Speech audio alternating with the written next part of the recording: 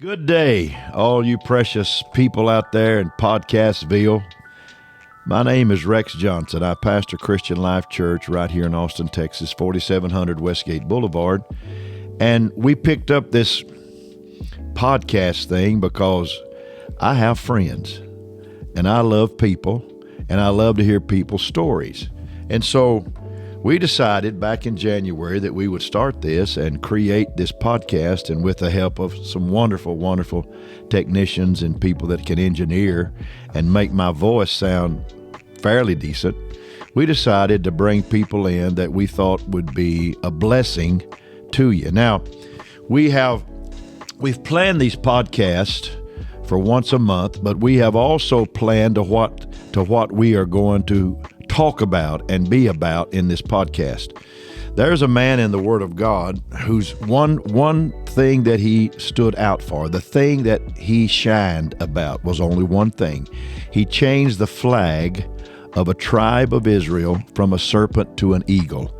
He made people look up instead of look down. He created an atmosphere of positivity.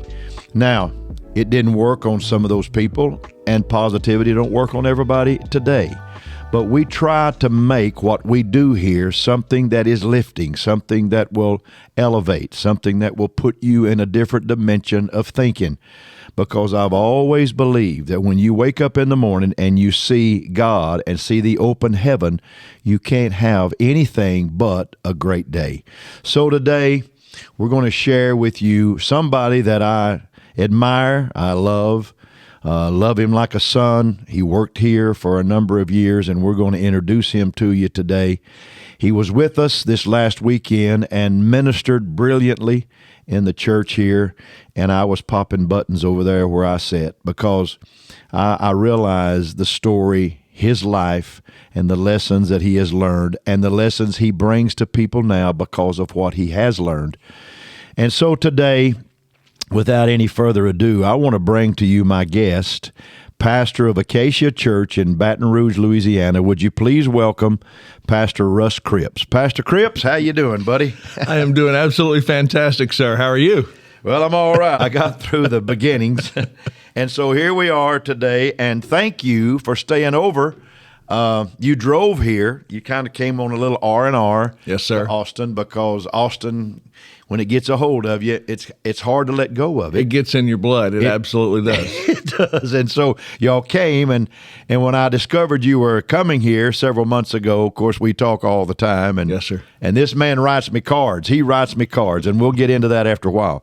But I said, you're going to preach for us on the 4th of July weekend. And so yesterday or day before yesterday was just phenomenal. And we thank you so much, and your precious wife, Stephanie, and your 2 daughters, the whole family, your your mother-in-law and father-in-law came. And so y'all was out at the lake, y'all skied, y'all sea-dooed, y'all rode boats, whatever you did, in that big, heavy lake out there, because it's full right now, isn't it? That lake is so full. I have never seen it like that, for sure. It's close enough that we could call it the parting of the Red Sea, and we could walk across on dry ground in some places. But man, it's good to have you here today, and we're going to talk about you. We're going to talk about life. We're going to talk about what the good Lord's doing for you, and it's always going to be an up. So why don't you kind of just go into when you arrived in Austin? You worked here for about 9 years, and then you lived here 1 year, and then you worked another 9 for us, right, and for the church. And can I just tell you, folks, it was the most fabulous 9 years anybody ever spent in this place. These people were loved by this church. And, all these young men that come through here, we've had 32 pastors go out in 32 years. And all the people that have left here, I think these 2 people were grieved the most because they were loved. So we're bringing back the man, the myth, the legend, and he's going to talk to us. So, Russ, talk to a little bit about how you came to Austin in the first place. I had my undergrad in finance and economics, and I was in the mortgage business, and I worked with my father in Alexandria, that's where my root system comes from, Alexandria, Louisiana. And I worked with my dad, and Pastor, I loved it. I love my father. I'm blessed to have an incredible relationship with my father. Yes. And I guess the easiest way I can say it is our dreams were bigger than the office that we had, and we had to do something different. So I started looking for other jobs. My dad has been around Alexandria for years and years and years. He had lots of contacts. We were a part of a church that was an integral part of the community. And so I thought, no problem. I'll just jump out there and get a job and it'll be fine. And it was unbelievable the number of closed doors that I ran into. Mm-hmm. And now looking back, of course, I realized God was closing those doors to open larger doors. And I had a friend of mine that I went to college with, went to high school with, and he said, man, why don't you look in Texas? Why don't you look in San Antonio? He was living here in San Antonio. And so I started looking in San Antonio for jobs, and I found a job with a company that was based in San Antonio, and they wanted me to open up a mortgage company in Austin. And so we moved to open up a branch of Sterling Mortgage Services was the name of it, and we moved here in way back in the year of our Lord 1997, and I was here for 13 months, and then I got a promotion that took me back to San Antonio, and then was in San Antonio for 4 years, and then we moved back here in the realm of ministry. Right. In the realm of ministry. Right. The first time was we were involved in some student ministry on a volunteer basis, but whenever I called you, I'll never forget it, I called you because I was considering going to two different places, and I called you and I called the other place, and you told me, son, it's not even a question. No. Move to Austin. Yeah. Move home. Yeah. And so we did. You'd been here 13 months, so we called it home. Right. You were raised in Louisiana, but you've been here 13 months. We're calling it home. So you came, and you got into just a bevy of things here. I mean, you worked in all kinds of fields. Yes, sir, we did. Because that's what we want young ministers to do, to learn the ropes on everything that you can while you're here. And you, with your background in what you graduated with and all the things that you did, you became our CFO here. Mm-hmm. And you replaced a man that did it with pencil and paper. That's a true story. And you brought a computer in, and he was mad a little bit. That is a true story. Because you brought in a computer, and we finally got the man that was our auditor to agree that we needed to go to computer, and you were the man that broke the back of another man. I'll take the credit for bringing the administrative realm of the church into the modern era. I mean, if we can say it like that. Yeah, we left the Conestoga wagon and we got us a car. We got us a Ford car. But anyhow, you worked with us, and there was nothing. There's nothing that you wouldn't do. I mean, you just absolutely excelled in everything you did. Preaching was a little stretch because you were just getting into it. That's exactly right. You're just getting into it. I did not take the traditional route into ministry. No. And we can get into that if you choose to, but I did. I had no clue that I would ever be in ministry. Right, I didn't. I don't have one of those stories where I was called as an early. I'll say even a young man, a teenager. I did not ever envision this becoming my path. You know, but there's so many different facets and tributaries of ministry now. You would have always been in ministry, but right. Pulpit ministry, right. You know, Exactly. Pastoral ministry is it's a unique thing. And so it started developing here. And I knew you had it when I saw the love you had for people. I knew you had it when you started showing love and care and concern. And every Monday, this man would have a note on my desk, maybe 3 or 4 words, just saying, hey, think the world of you. Let's have a great week. Love you, Pastor. These kind don't grow in clusters on street corners. You understand that? So Russ, you stayed here a number of years, left in 2010. Yes, sir. and we hate to see you go. You was one of those I wanted to keep. And we tried to stick to you and make you, when you stretch and go so far, you'd pop back. You wouldn't leave us, but you did, and God had His way and His will in that. Now, there is a story that we need to cover. We need to talk about, and we don't have to go into the depths of it. But your message that you preached here years ago still burns in my spirit, because it moved me like I have not been moved in a long time before you preached that sermon.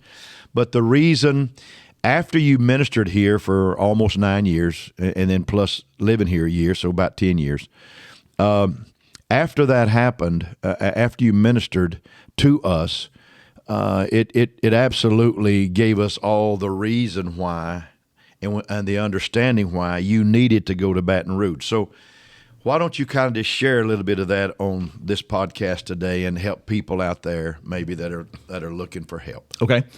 So I always like to begin the story tying back one more time into the story of my parents, because what I went through was a series of bad decisions, not an escape from some terrible home life kind of a situation. And I'm not making light of anyone who is in that situation. I'm just not making excuses for what I did either. Right. But as a teenager, grew up in church, but as a teenager, I began to make some very, very poor choices.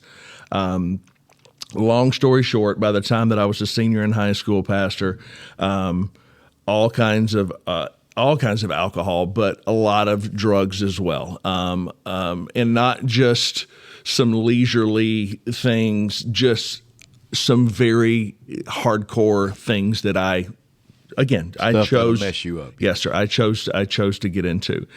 And again, a long story made short, senior year of high school, I'm an LSU fan. LSU was playing their rival, Alabama, and it was very stereotypical. A friend of mine, his parents were out of town. He invited some high school friends over, and we were involved in some things that we had no business being involved in, and still lived at home, still had a great relationship with my parents, still had a respect for my parents, and my parents still wanted me home at midnight. And so we were going to make one more loop through town in that small town, Alexandria. And I was driving, and we had a wreck, and an individual got killed. And so I instantly was catapulted into a realm that I never dreamt that I would ever be there. And so dealing with the guilt and shame that I brought upon myself, and then also, Pastor, because so much of this ties back into my relationship with my parents, because that's actually where a lot of the guilt and shame came from, is because I knew what I had done to them. I knew, because they were pillars of the community, they were pillars of the church. They're incredible human beings. Right. I don't even know if they could spell wrong, much less have ever done something wrong in my eyes. And so now our family is I have brought shame upon my dad's name. I mean, all of those things. And so it was an amazingly low time. But my dad and my mom, they stuck with me. And this is part of the details that I'm not necessarily proud of. But I remember as a 17-year-old, my dad having to sleep with me and hold me because I was, processing this information. He did not know how I was going to respond. He removed all the guns out of the house because he didn't know if I was going to do something.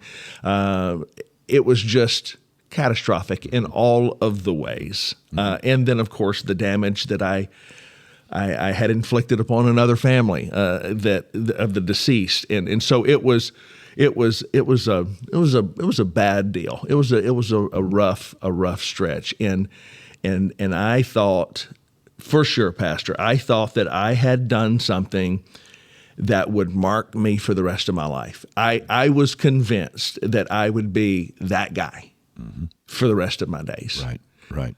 And so that, tying back into ministry, the message that God has given me through that story, so much of my healing actually came here in Austin, and in hearing your messages, and not just hearing your messages, but seeing your message, and seeing how you loved people, but how you loved me, because your story and my story, they kind of intertwine.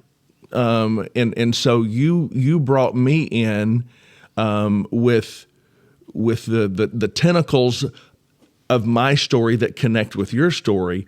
You loved me, and you received me, and you helped me, and you just believed in me. In ways that no one up to that point, maybe my parents, but my parents are not in ministry. So from a spiritual perspective, from a ministerial perspective, right, you gave me a chance in ways that other people had not. That's so kind. That is so kind. And you had to spend a little time. Yes, sir. You had to spend a little time. Yes, sir. Had to go to jail over the thing. Yeah. And now, fast forward. Yes, sir. Fast forward to a conference in Alexandria. Mm-hmm. You're in the ministry. Were you still here at that time, or were you in Baton Rouge at that time? No, I was still in Texas. That's what I thought. Yes, sir. And tell us a little bit about the family unit and how that all. The family of the deceased. Yes. So, what had happened was, that's beautiful. my brother still is in law enforcement, and he was taking some extra duty, and somebody walked up to him one time and said, "Are you a Cripps?" And my brother said yes, and he said, "I am a Norman," and that is the name of the family of the deceased. He said, "That was my brother that was involved in the accident where your brother was driving." And Pastor, the last interaction that we had with these people was not good. It was understandably so. They were very angry. It was just a very hostile situation, understandably. Excuse me. But this guy comes up to my brother, and he says, "I'm a Norman. You're a Cripps," and he said, "I'd like to talk to your brother." And my brother went into defense mode, and he was like, "I don't know if that needs to happen." And he said, "No, I need to talk to your brother." And so I'm getting ready for church. This is back in the day, excuse me, back in the day when we had church on Sunday nights. And I'm getting ready for church. Phone rings, and it's my brother, and he says, "Somebody's fixing to call you, and you need to answer the phone." And I said, "Who?" And he told me, he said, "It's Buffy Norman." Wow. And I said, "Greg, I don't want to talk to Buffy Norman. The last time that I had any kind of interaction with him, it was not a good conversation." And he said, "Trust me, you need to talk to Buffy Norman." A couple of minutes later, the phone rings, and he said, "Mr. Cripps, this is Mr. Buffy Norman. Do you remember me?" And I said, "Obviously, sir, yes, I remember you." And he said, "Look," he said, "I'd like to get together with you in the future, but," he said, "let me just tell you something real quick." He said, "On behalf," and if I get teared up here, excuse me, he said, "On behalf of me and my family, I need to ask you a question." And I said, "Yes, sir." He said, "Will you forgive us?" And I said, "Mr. Norman, what are you talking about? It's me who should be asking for forgiveness." Mm-hmm. And he said, "You tried, and we wouldn't let you." And he said, we had such feelings of unforgiveness against you. And this is what he said, and this was so powerful. He said, "The feelings of unforgiveness that we have held against you have caused me and my family to live life on a level lower than what it's supposed to be lived on."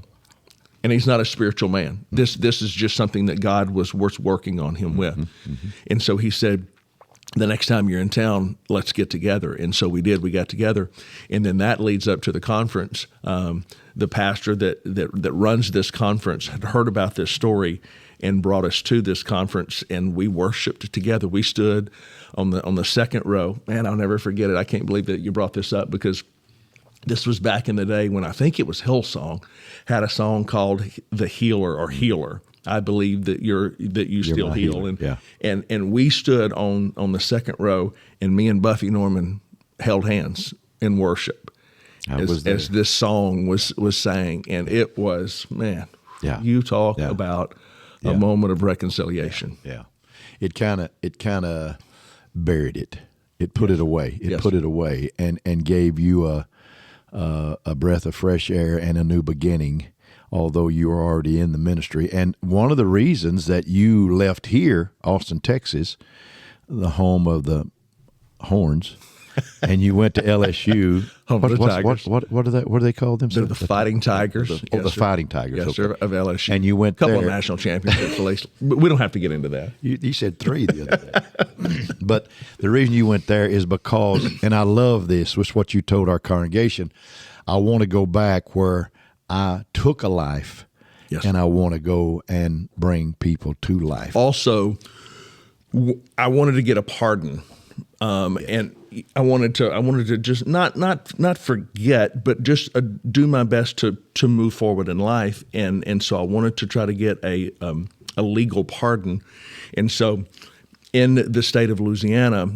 the state capital is in Baton Rouge, and so if you're going to get a pardon, you have to go before the pardon board, and the pardon board meets in Baton Rouge, and so I went before the pardon board, and they gave me clemency. They had granted the pardon, and so the whole purpose of me going back to Baton Rouge was because to that point I'd never lived there. Right. But I felt like God said, okay, you were granted literal clemency. Now I want you to go back and I want you to offer spiritual clemency. And so that is the reason that we moved to Baton Rouge, Louisiana, is to give spiritual pardons for people. And you're still doing it every week. Every week, yes, sir. every week. And it's nonstop. You know, Russ, on the other end of that, and I've never told this on the podcast, but the man that took my wife and boy's life in Dallas in 1981 on March the 13th was in prison, in and out of prison for 17 years. He didn't get a jail sentence for taking their life, but he broke his parole 4 times and went back to jail. And his 4th time in, he found the Lord. He came to know the Lord. And so he went to the chaplain and he went to the warden and he asked him, what can I do? Because I'm in this cycle. I'm just in this cycle. I get out, I mess up, I'm back here. I get out, I mess up, I'm back here. And both of them told him, you need to find the man whose family you ruined and ask for forgiveness. Wow. And you'll be set free. Wow. That's right. So one day right here at this church, a knock came on the door, and my secretary, Vicki Christian, has been with us 30 of the 32 years. Yeah, Vicki Lynn. She went to the door, and there was a man there weeping, and I thought maybe he was here because people were needing help at that time. Yes, sir. And I thought he was just wanting some groceries or some food or some money or whatever. And he came in. I put him in Vicki's office because I didn't want him to go back to my office. I couldn't get away from him, but I walk out of Vicki's office. And I said, have a seat there, sir. I didn't know what he was here for. I didn't know him. Didn't even know the name of the person that did it because it never appeared in the news. It was just like they were illegal aliens. It's just like they just never existed. And he got on his knees in front of the desk and tears just streaming down his face. He said, I want you to forgive me. I'm asking your forgiveness. I said, for what for? He said, I destroyed your family in Dallas 17 years ago. Well, I just thought it was a setup. I thought, I thought it was, but the man absolutely wanted forgiveness. I came around, we embraced, I gave him forgiveness. Our shirts were just wet with tears. And when we got through with all that, it took a while. It was pretty emotional. He said, would you mind if I brought my family here? We live in Dallas. Could you pastor us? Would you pastor us? Could I sit under your ministry and learn about God? And he did that for 8.5 years, Russ. And the thing that made it so wonderful on the backside is that I never told the church who he was and who his family was while he was here. Didn't even tell my kinfolks. Patti knew, Vicki knew, some of the staff knew, but nobody knew in this church. And it was not until he had left that I talked about it, which was 8.5 years later. But our church grew wonderfully during that season, during that time. And the beauty of it, Russ, was that people like you were here at that time. Y'all were here at that time. And he came, he asked forgiveness. And now what was real difficult about it is that about every month we had to have some conflict and resolution sit-downs with him because it was just such a tough situation. And so bottom line is I know what, pardon me, I know what the other side is. Right.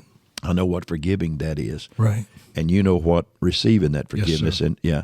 So here I am today on the other side of the table, having given that forgiveness, and here you are needing that forgiveness. And we're both doing all right in this thing called ministry. I do, Pastor. I think that dynamic right there is, there's a lot of things about our relationship that I feel like are incredible and miles deep, but I feel like it's that dynamic right there that gives you and I the unique connection. It's that a unique we have. connection. It really, really is. Yes, sir. It's a very unique connection.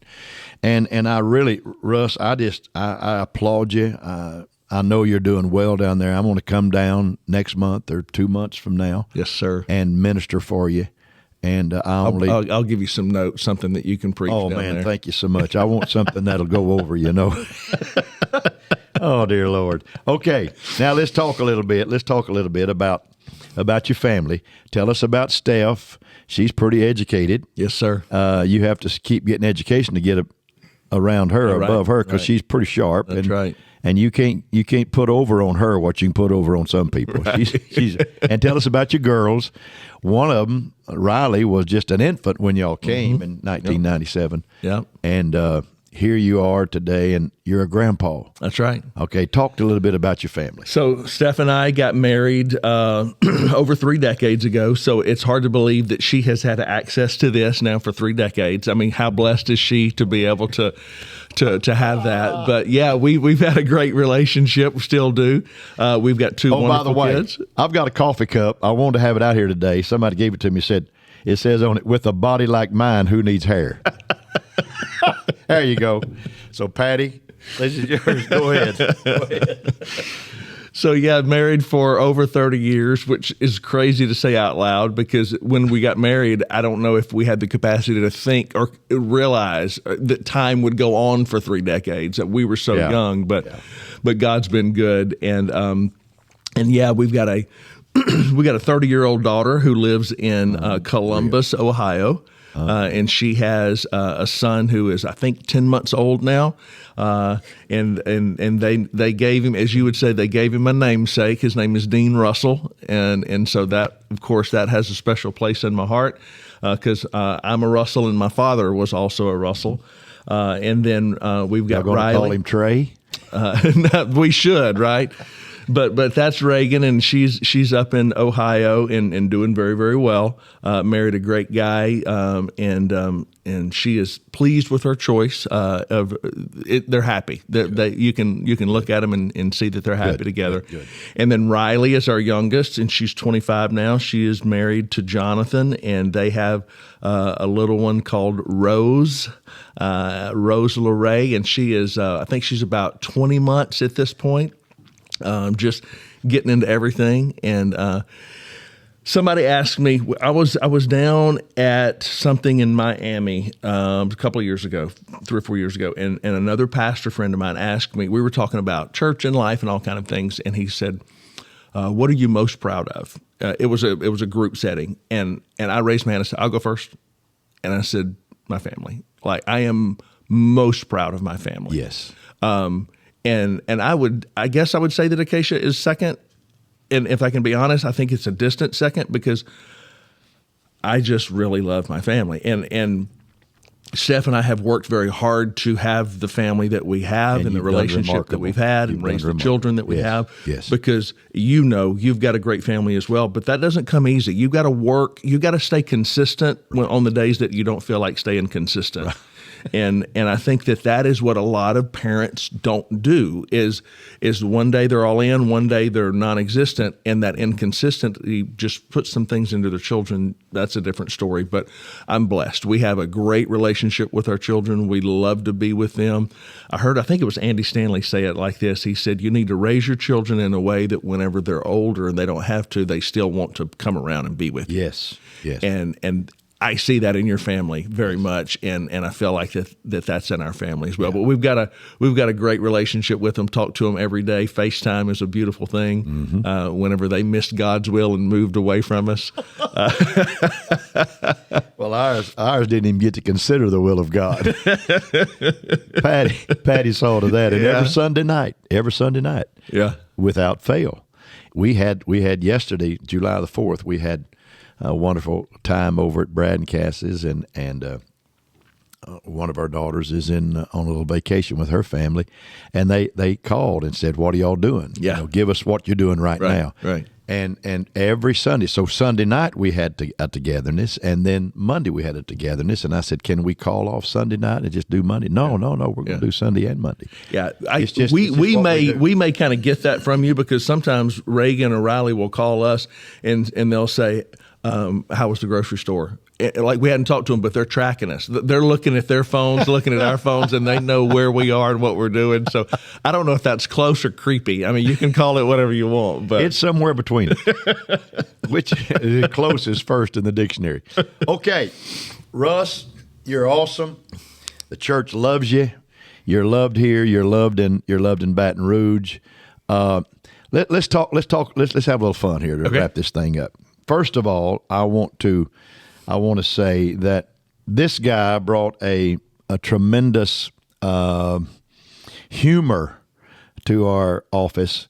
He was always fun. He always had fun things. He and another pastor of ours that has gone on to another place used to just barb at one another. I mean, just hit each other with barbs. It was just they were barbers. And so it was hilarious. So one day I walk in, and they even put this on me sometime. I walk in, and there's this yellow pad, and it's got on here a Mr. Lyons called. Here's his number. He wants to join the church.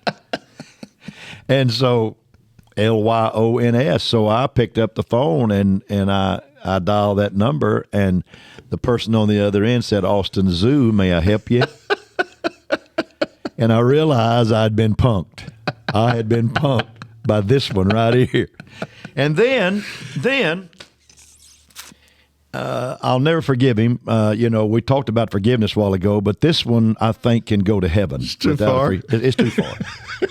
I do enjoy the horns. I enjoy the horns. Yes, sir, you do. And I've had some coaches that I've been close to that coach the horns, and that I loved very much. Darrell Royal, Coach Akers, Mac Brown was a pen pal of mine. But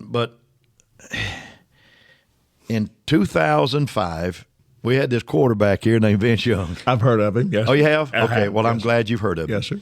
And he led us to an undefeated season. I heard about that. And we won the conference championship by a score of 70-3. They were pretty good. And then we went in to a championship game against a team called USC Trojans, and they had claimed 2 straight titles. I remember that. But there was somebody else that claimed part of that title. I think that may have been the Fighting Tigers of LSU. There you go. I want you to complete that for me. Yes, sir. So I have a wonderful member in this congregation named Sandy Williams. Sandy, I remember her. Okay. I've heard of her, yes, sir. That's Ricky Williams' mother, the Heisman Trophy winner in 1998. The story is starting to come back to me. Okay. So Sandy loves this pastor. She loves me. And so she got me tickets to the Rose Bowl to see that January 4th, 2000. You don't say. Yeah, they did. Yeah, she got me some. Russ, don't get me aggravated here. Don't go there. Don't go there, Russ. So I get these tickets. I love this story. I get these tickets, and Bill Hawkins, a wonderful member in our church, was going to fly me out there. We was going to go early. I think you were going to play golf, weren't you? Yeah, the championship was going to be on a Wednesday. Yeah. We was going to play golf on Tuesday at L.A. Country Club, go to the game, and play golf the next day and come home. I think we had 3 great days lined up, and Bill, I still thank you for that. You absolutely are one of the finest. Thank you for thinking of me. But I had this problem. I had a a board member in our congregation that was going to have surgery. Yes, sir. On January the 4th. Well, that's on that Wednesday. we got a problem with the calendar at this point. We got a problem. We got a problem. And so I went to him one day and I said, "Do you mind trying to move that to move the surgery like to the 6th or something, on a Friday?" And he was just adamant that he didn't want to move that. And so I remember you walking up to me one day and saying, "Pastor, if you don't have anybody to go." I mean, because I'm a servant. Yeah. I'm looking to just help out. Oh yeah. And you didn't even like the horns. Not you were really. still bleeding that purple and yellow or whatever. It's purple and gold. Purple and thank gold. You. Okay, yes, sir. I call it yellow. Anyhow, you got to take my ticket. I did. And went out there and saw the game of the century. I did. And I was holding somebody's hand in a hospital. And I think that's the greatest sacrifice I ever made and the greatest reward you ever had. There were fleeting memories or fleeting thoughts of you whenever Vince, do you remember when Vince ran it in the fourth quarter to seal the game? Do you remember that? 8 seconds left. Yes, I remember. Okay, you remember Reggie that? Rucker couldn't touch him. Yeah, and because when he was running into the end zone, it almost looked like you running. I'm starting to sizzle a little bit. So I guess steak's what I would almost say done. is, Pastor, thank you for letting me serve the church in that capacity, because Bill would have had to go by himself if I wouldn't have stepped up and gone to the national championship me. in your stead. Talk to me. So 16 years ago. I guess what I'm saying is you're welcome. 16 years ago, and I was able to forgive a man that destroyed my family, but I'm still holding on to this one. Lord, let me hold this a little bit longer, because it was, I missed it. I had to miss it. And I got a little bitter. I don't mind telling you, got a little bitter. No, I didn't show it, and I'm not showing it today. No, you're not showing it at all. Oh, dear Lord. That's just one of those moments that it's like just one in a million years, or one in because 1,000 it's years. literally in the history books. It is. That game is literally in the history books. Some say it's the greatest national championship game to have ever been played in college football. They still say it. And I took one for the team. I said, I'll go. I'll step up for you, Pastor, and I'll serve. The same man that had me calling Mr. Lyons because he wanted to come to. It was the spelling Lyons that got you. That got me. Yes, sir. But Russ, if anybody was going to go, I'll just go ahead and say it. I'm glad you got to go. We've had fun with it. We've had fun with it for the last 16 years. And I think maybe with Arch Manning coming in and Quinn Ewers this next year, I think we're gonna come into the SEC pretty loaded. Don't get me started with that now. Yeah. Okay. All right. I want to close this today, Russ, with a wonderful word to you, and just thank you for being the kind of minister that still honors roots. You understand. I mean, the difference between a river and just a swamp is banks. Yes, sir. And you allowed people, parents, churches, pastors, to be said banks in your life. And thank you for considering Christian Life a place where you got some direction. This is some of the finest people in America that go to church here. Yes, sir. They still are. It's a wonderful place. And God has given us a consistent base of just good, solid people. Get up and go to work. Take care of the church, take care of their families, take care of life. And you got your impetus here, your push here. And so I want to thank you for that. Thank you for honoring us, and thank you for being such a vessel this last Sunday. You were incredible. I'm sorry we took away some of your time, but thank you for going ahead and getting finished. Just getting finished. So I also want to pass along my sympathies and empathies to the passing of your sweet mom. Thank you. She was not only a beautiful person, she was a precious member. I got to pastor them some here, and your dad, and they were the kind of people that always were up. Yes, and you got that up. You're vaccinated with that up spirit. Yes, you're vaccinated with it. You got it in your family. You got it from your Lord. And so keep it. Be consistently going forward. We've all had bumps. We're all going to stump and fall down and have all kinds of issues in our life. But when we get up, God's still good. He's still God, and He's going to take us through it.